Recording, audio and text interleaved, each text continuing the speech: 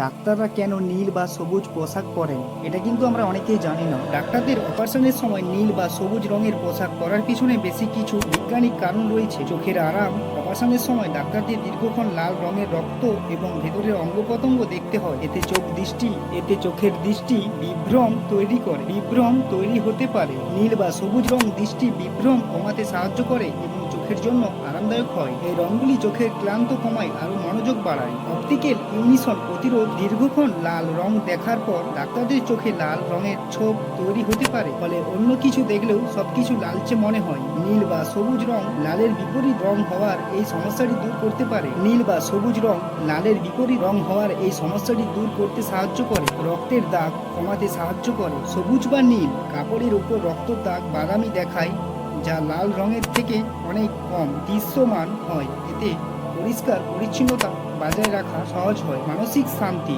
নীল ও সবুজ রং শান্তির অনুভূতি দেয়, যা অপারেশনের সময় ইউরিনের চাপ কমাতে সাহায্য করে। অতীতে ডাক্তাররা সাদা রঙের পোশাক পরতেন, কিন্তু উপরের সুবিধাগুলোর জন্য এখন নীল ও সবুজ রঙের পোশাক বেশি ব্যবহৃত হয়। আর